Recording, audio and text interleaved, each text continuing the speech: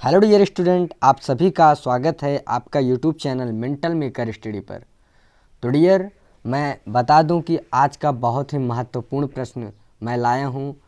यदि आप इस चैप्टर को पढ़े होंगे, बहुत से यूट्यूबर ने बनाया है वीडियो, इसलिए मैंने नहीं बनाया रासायनिक अभिक्रिया पर। तो आपको यदि वीडियो थियरी लेक्चर चाहिए तो मैं बना दूंगा, आप कमेंट करिएगा, मैं बनाऊंगा ज़रूर। तो मैं बता दूं कि ये जो बोर्ड एग्ज़ाम में प्रश्न पूछे जाते हैं, जैसे 2020 में ये प्रश्न पूछा गया है, तो इसी प्रकार से मोस्ट इम्पॉर्टेंट क्वेश्चन हम 2022 के स्टूडेंट के लिए लाए हैं। और इसी तरह हम पहले विकल्पी करेंगे, उसके बाद अति लघुत्तरी करेंगे, उसके बाद लघुत्तरी करेंगे, उसके बाद दीर्घोत्तरी करेंगे। इसी प्रकार से हम प्रश्नों को करेंगे और महत्वपूर्ण प्रश्न है जो कि ये बोर्ड एग्ज़ाम में पूछा ही जाता है। तो आइए हम वीडियो को स्टार्ट करते हैं। यदि अभी तक हमारे चैनल को सब्सक्राइब नहीं किए हैं मेंटल मेकर स्टडी को, तो सब्सक्राइब कर लीजिए, जिससे आने वाली हमारे सभी वीडियो का नोटिफिकेशन आप तक ज़रूर पहुँचे। और वीडियो को लाइक कर दीजिएगा और अपने दोस्तों को भी शेयर कर दीजिएगा। चलिए हम वीडियो को स्टार्ट करते हैं। ये 1 नंबर का पूछा जाता है, ये देख लीजिए 1 नंबर। तो आइए देखते हैं। श्याम श्वेत फोटोग्राफी में प्रयुक्त होती है। जो स्टूडेंट इस थियरी लेक्चर को पढ़े होंगे उन्हें यह प्रश्न जरूर आएगा। लिख लीजिए 2020 में ये प्रश्न पूछा गया है आपका। 2020 में श्याम श्वेत फोटोग्राफी में प्रयुक्त होती है। ऑप्शन ए है AgCl, PbNO3 टॉयज, FeSO4, C option, D option है कैल्शियम कार्बोनेट। तो आप जल्दी से जल्दी कमेंट करते रहिए। देखिए, जब आपको यदि प्रश्न आता हो ना, तो आप कमेंट करते रहिए, जिससे आपका कॉन्फिडेंस बढ़ेगा। आइए देख लेते हैं आंसर। श्याम श्वेत फोटोग्राफी में AgCl, क्या AgCl आप भर दीजिएगा, 1 नंबर मिल जाएगा, जो कि 2020 में ये प्रश्न पूछा गया है। अब कह रहा है कि नीचे दी गई अभिक्रिया के संबंध में कौन सा कथन असत्य है। आपको गलत देखना है, कौन सा गलत है। और ये भी देख लीजिए 2019 में पूछा गया है। मैं आपको प्रीवियस ईयर क्वेश्चन भी करवाऊंगा, आपको क्वेश्चन बैंक भी दूंगा। आप चिंता मत करिए, बस आप धैर्य रखिए। तो मैं इसको समझाना चाहता हूँ। 2PbO प्लस सी, एरो का ये निशान है, 2Pb plus CO2 carbon dioxide. तो ये क्या कह रहा है? फर्स्ट ऑप्शन है सीसा अपचयित हो रहा है, सेकंड ऑप्शन है कार्बन डाइऑक्साइड अपचयित हो रहा है, थर्ड ऑप्शन है कार्बन उपचयित हो रहा है, चौथा ऑप्शन है लेड ऑक्साइड अपचयित हो रहा है। तो इसमें से आपको ये ऑप्शन तो ये दिया है, ठीक है, A, B, C, D इसमें भरना है। पहला दूसरा गलत है, या पहला तीसरा गलत है, या पहला दूसरा तीसरा गलत है, या ये सभी हैं। आपको मैं फिर से बता दे रहा हूँ, ये बहुत ही इम्पॉर्टेंट क्वेश्चन है, क्योंकि ये 2019 में पूछा गया है, 2022 में भी पूछा जा सकता है, इसलिए मैं बहुत ही इम्पॉर्टेंट क्वेश्चन लाया हूँ। तो मैं आपको ये समझाऊंगा पहले। आप यदि अपचयन उपचयन पढ़े होंगे तो आपको ये पता चलेगा। देखिए ये कहना क्या चाहता है। कह रहा है कि 2PbO, देखिए जिसमें से ऑक्सीजन निकलता है तो उसको हम अपचयन कहते हैं ना। तो पहला ऑप्शन क्या कह रहा है? सीसा अपचयित हो रहा है। सीसा Pb, ये है Pb अपचयित नहीं हो रहा है, Pb अपचयित नहीं हो रहा है, Pb जो है ये अपचयित नहीं हो रहा है। लेड ऑक्साइड, Pb को हम लेड भी बोलते हैं, इसको हम लेड भी बोलते हैं, ठीक है डियर।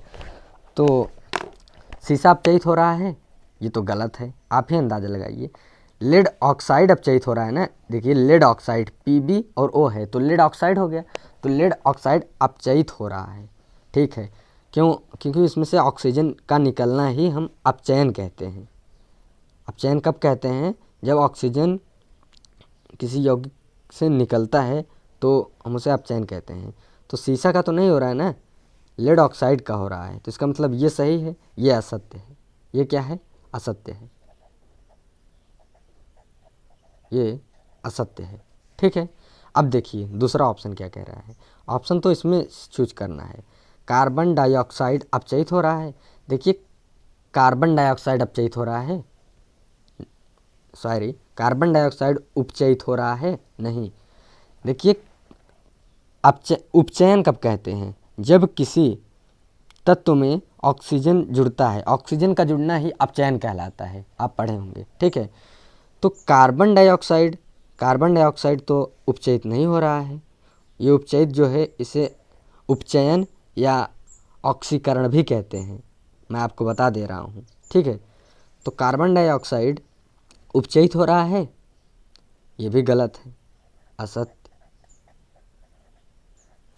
तीसरा ऑप्शन है कार्बन उपचयित हो रहा है, कार्बन मतलब ऑक्सीकरण है, कार्बन का उपचयन हो रहा है, सही है। देखिए, कार्बन में ये ऑक्सीजन जुड़ रहा है, तो कार्बन में ऑक्सीजन जुड़ रहा है, ऑक्सीजन का जुड़ना उपचयन कहलाता है, तो ये उपचयित हो रहा है, ये सही है।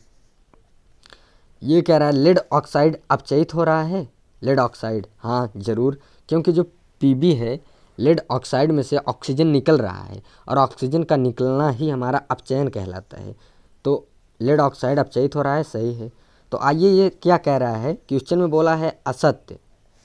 निम्न नीचे दी गई अभिक्रिया के संबंध में कौन सा कथन असत्य है? तो असत्य कौन सा है? पहला और दूसरा। तो आप देखिए, पहला एवं दूसरा यही सही होगा ना डियर। असत्य बोल रहा है तो इसके लिए ये होगा, ठीक है। सत्य बोला होता, यहीं पे यदि ये क्वेश्चन चेंज कर दे, यदि बोले सत्य, कौन सा कथन सत्य है, तो तीसरा और चौथा हो जाता, ठीक है। ऑप्शन में नहीं दिया गया है, तीसरा चौथा होता तो तीसरा चौथा हो जाता है, ठीक है डियर। तो टाइम लगेगा बट मैं आपको समझा कर बताऊँगा, ठीक है डियर, एक एक क्वेश्चन, क्योंकि हमने बहुत से यूट्यूबर को देखा, बहुत से टीचर्स को देखा है कि सीधा ऐसे आएगा, वो बता देंगे ऑप्शन, डायरेक्ट ऑप्शन बताएंगे, ए होगा, डायरेक्ट ऑप्शन वो बताते हैं। इसीलिए हम आपको समझा कर जब बताएंगे ना, तो आपको सब कुछ याद रहेगा। देखिए, कह रहा है कि Fe2O3+2Al एरो Al2O3+2Fe किस प्रकार की अभिक्रिया है? ये NCERT है, आपके NCERT में है ये प्रश्न, तो ये ज़रूर पूछा जा सकता है, क्योंकि NCERT से ही अधिकतर प्रश्न बनते हैं आपके बोर्ड एग्जाम में। Fe2O3 संयोजन अभिक्रिया है, संयोजन अभिक्रिया है या द्विविस्थापन अभिक्रिया है या वियोजन अभिक्रिया है या विस्थापन अभिक्रिया है? आप बताइए फटाफट। देखिए, संयोजन तो नहीं हो सकता क्योंकि योग नहीं हो रहा है, द्विविस्थापन तो नहीं हो सकता, ये भी आप जानते होंगे। वियोजन, वियोजन का मतलब आगे मैं बताऊंगा, वियोजन के लिए भी एक ऑप्शन, एक क्वेश्चन लाया हूँ, तो ये वियोजन भी नहीं हो सकता। विस्थापन हो सकता है, देखिए, क्योंकि विस्थापन अभिक्रिया क्या कहती है कि अधिक क्रियाशील तत्व, क्या अधिक क्रियाशील तत्व, ध्यान से समझिएगा आप, मैं आपको फिर से बता रहा हूँ, अधिक क्रियाशील तत्व किसी यौगिक के में से कम क्रियाशील तत्व को उसको विस्थापित कर देते हैं, इसलिए विस्थापन अभिक्रिया। देखिए, Fe2O3+2Al, तो Al2O3+2Fe किस प्रकार की अभिक्रिया है?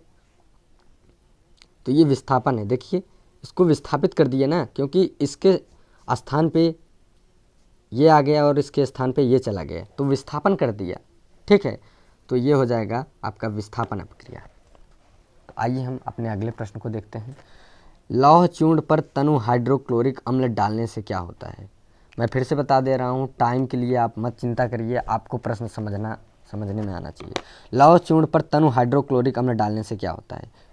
देखिए, लौह चूर्ण Fe होता है प्लस हाइड्रोक्लोरिक अम्ल, तनु हाइड्रोक्लोरिक अम्ल जिसमें अम्ल कम हो, HCl, तो ये क्या होता है?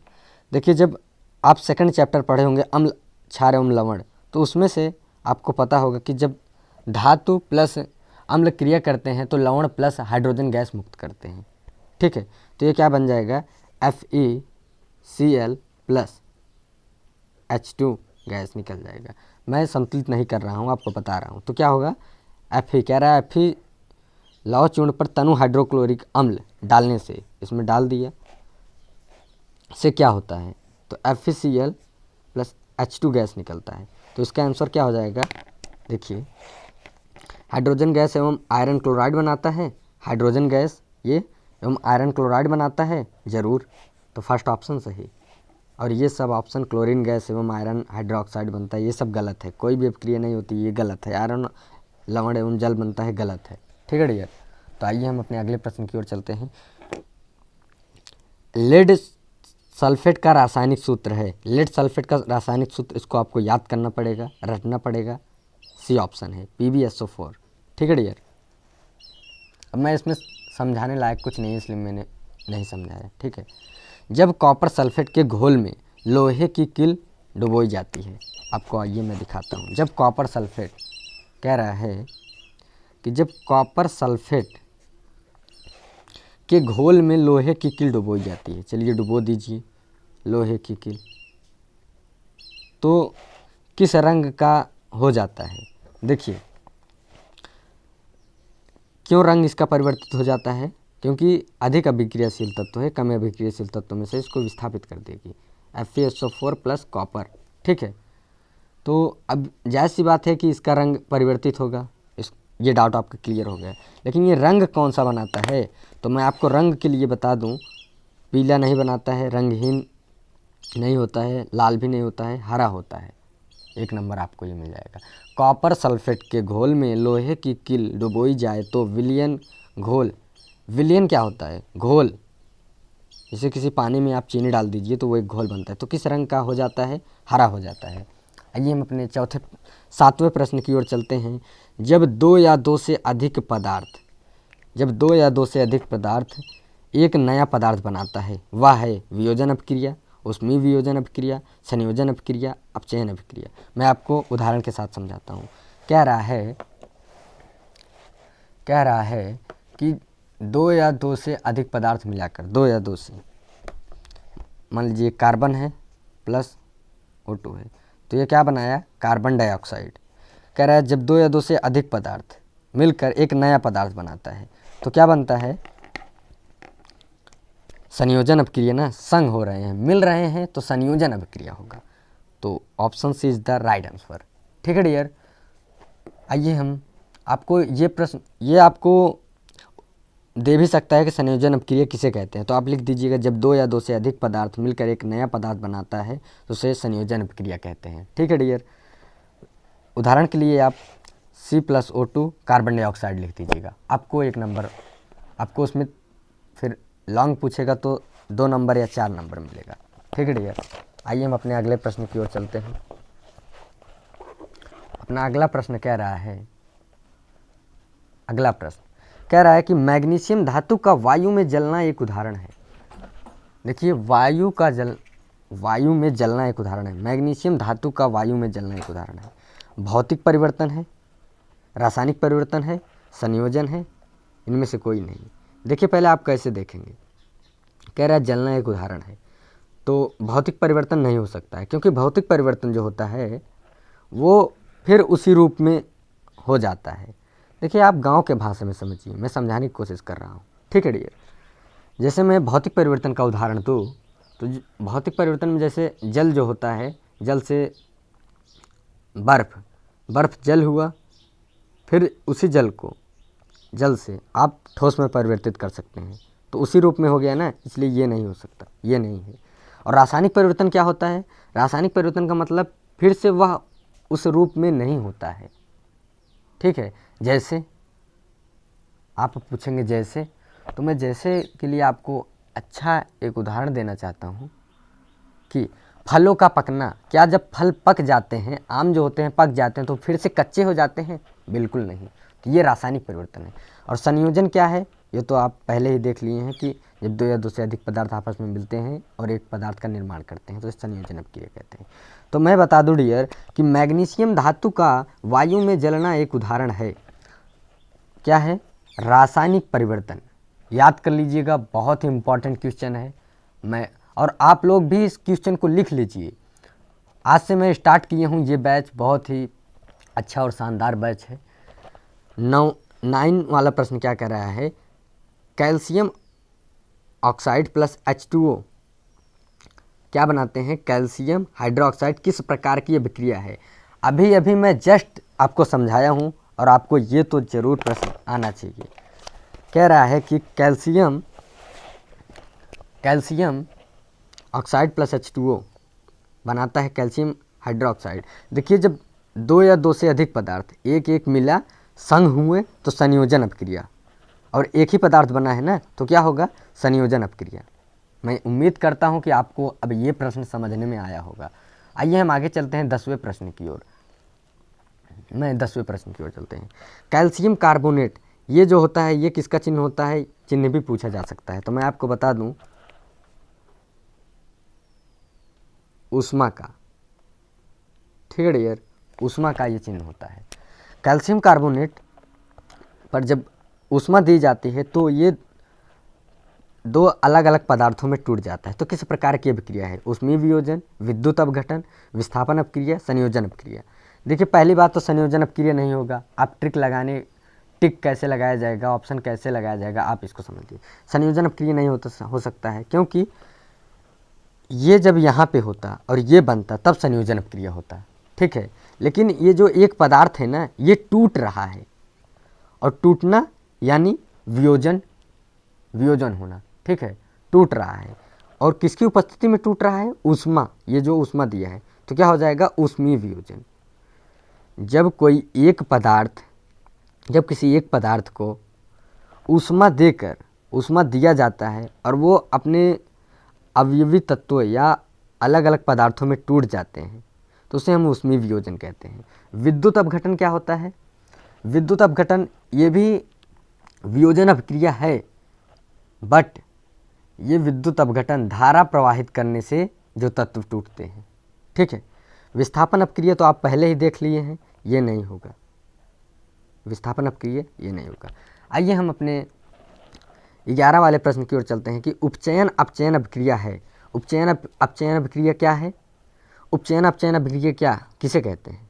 संक्षारण को, विस्थापन अपक्रिया, या रेडॉक्स अपक्रिया, या इनमें से कोई नहीं? तो ये मोस्ट इम्पॉर्टेंट क्वेश्चन है। इम्पॉर्टेंट तो हालांकि सब कुछ है, बट बहुत ही इम्पॉर्टेंट क्वेश्चन है। उपचयन और अपचयन। ठीक है, तो ये कौन सा अपक्रिया है? इसे हम रेडॉक्स अपक्रिया कहते हैं। संक्षारण तो नहीं हो सकता है, क्योंकि एक धातु से संबंधित होता है, और धातु पर आप संक्षारण को जानते हैं। नहीं जानते हो तो मैं अगले बार वीडियो लेके आऊँगा। विस्थापन अपक्रिया नहीं हो सकता है। रेडॉक्स अपक्रिया ये होगा, और इनमें से कोई नहीं, ये भी गलत है।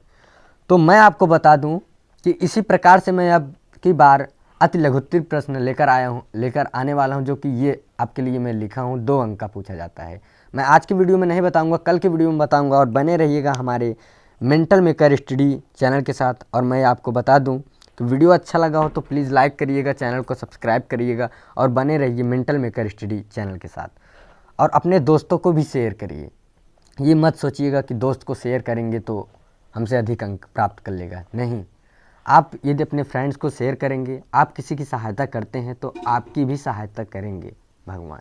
ठीक है, तो क्या होता है कि जैसे आप उनको बता रहे हैं कि इतना अच्छा पढ़ाया जा रहा है, तो ठीक इसी प्रकार से वो भी बंदा कहीं पढ़ रहा होगा, कोई भी ज्ञान उसके पास होगा, तो आपको भी वो ज्ञान प्राप्त होगा। ज्ञान बांटने से ज्ञान बढ़ता है। तो मैं आपसे अब विदा लेना चाहता हूँ। वीडियो अच्छा लगा हो तो प्लीज़ लाइक करिए और चैनल को सब्सक्राइब करिए। Thank you. जय हिंद, जय भारत। लाइक ज़रूर करिएगा, चैनल को सब्सक्राइब जरूर करिए।